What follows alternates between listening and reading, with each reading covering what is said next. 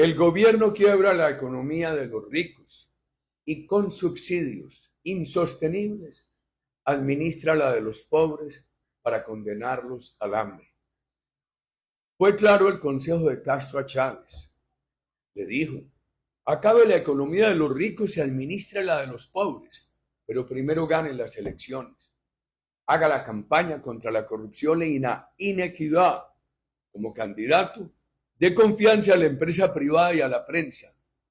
Hágase elegir, que hoy no se puede llegar por la lucha armada. En adelante, controle las elecciones. Consejo de Castro a Chávez.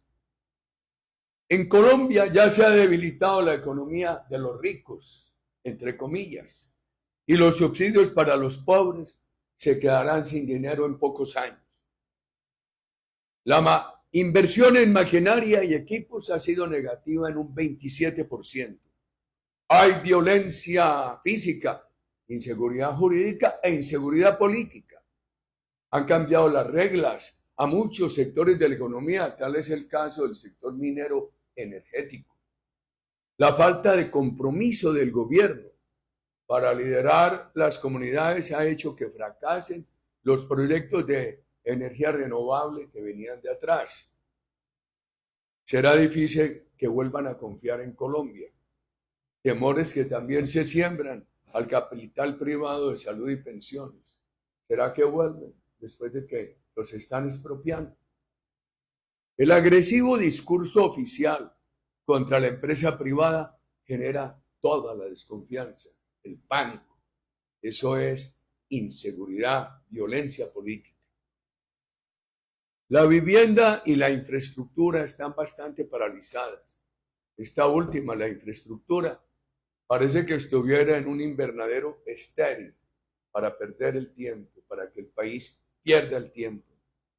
Han expropiado las utilidades, las ganas de invertir y el ánimo de generar empleo. Quienes pagan impuestos están en niveles tarifarios altos de la OCDE, tanto en impuestos personales como en impuestos de empresas. Las tiendas están deprimidas por el nuevo impuesto a los alimentos básicos, cuando debieron dar un tiempo de transición. Con la estatización del 78% de las futuras cotizaciones pensionales, pretenden alegrar a los adultos pobres.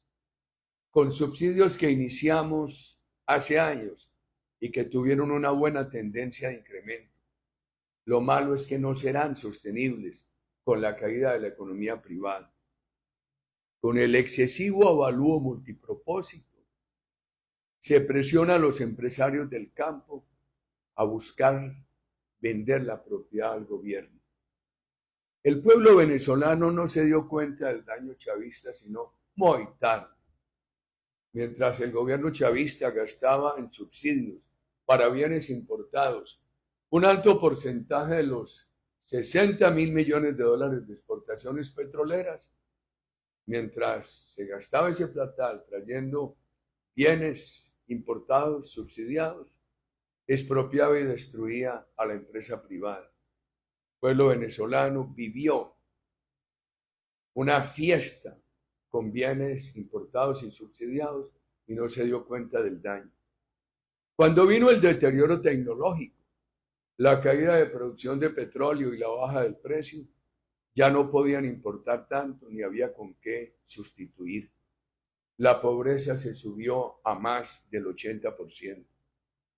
Los muertos por hambruna se evitaron con la salida de 7 millones de venezolanos. Ya tarde Venezuela quiere recuperar la ganadería y la palma africana. Está la tierra, pero sin confianza. La tierra que expropiaron y dejó de producir alimentos. En Colombia el gasto de funcionamiento en los últimos 2 años ha crecido en un 52%. ¿Cuál será el recorte de 20 billones de pesos que anuncian? En nuestro gobierno la inversión extranjera se multiplicó por 3. En 2002, el ingreso per cápita, esto es, el ingreso de cada colombiano era de $2.377 y en 2009 de 5.211. Las siembras agrícolas aumentaron más de 1 millón de hectáreas. Hubo gran auge de la economía campesina, con programas como la integración con pequeños productores de palma aceitera. Se duplicaron las camas hoteleras. Los almacenes de cadena florecieron en todo el país. Todo lo anterior creó empleo formal. Nuestros estímulos tributarios permitieron el primer parque de energía eólica en La Guajira. Crecieron las reservas de petróleo y de gas. Se pasó de 0 a más de 1 millón de galones por día de combustibles biológicos. Las familias guardabosques contribuyeron a la reducción del narcotráfico y a la desaceleración de la tasa de la tala de la selva. Una ley nuestra permitió firmar casi 70 contratos de estabilidad tributaria a 20 años. No avanzó más porque la derogaron posteriormente. Fue una política de creación de riqueza que por primera vez mostró una mejoría en el coeficiente Gini de equidad en el ingreso. Creación de riqueza, no concentración de riqueza. Miren, 460.000 colombianos se hicieron socios de Ecopetrol. La pobreza se bajó en 15 puntos. No obstante, la crisis de la economía internacional de 2008, a la cual se sumaron otras 2 crisis, aquella de nuestra intervención tardía a las pirámides del narcotráfico y el cierre político del mercado de Venezuela. Íbamos bien, mientras Chile, Brasil y México tuvieron crecimientos negativos en esa crisis, nosotros descendimos del 7 al 1.9% en crecimiento, pero nos mantuvimos positivos. Al año siguiente se creció nuevamente al 4%. El ahorro de reducción del Estado burocrático representó el 1.5% del PIB y de manera recurrente. Este gobierno cumplirá e incumplirá.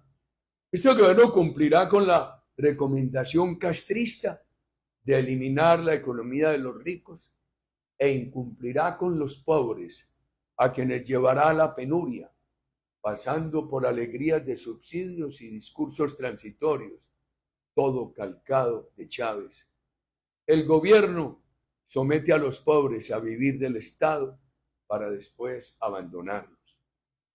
Con fuerza tenemos que derrotar este neomarxismo. Se necesita claridad y determinación para bajar los impuestos, reducir la estructura del Estado burocrático, dar confianza y estabilidad a la empresa privada, avanzar con la economía fraterna y con políticas sociales, pero sostenibles y que no obstaculicen su fuente de ingresos, que es la economía privada. También habrá que impulsar, pero de verdad, el emprendimiento de los jóvenes y la educación alternativa de ciclos cortos acumulativos. Con los jóvenes, a quienes con la nueva ley les reducen posibilidades de llegar a tener una pensión digna o un ahorro alternativo, que prácticamente cierran esa posibilidad.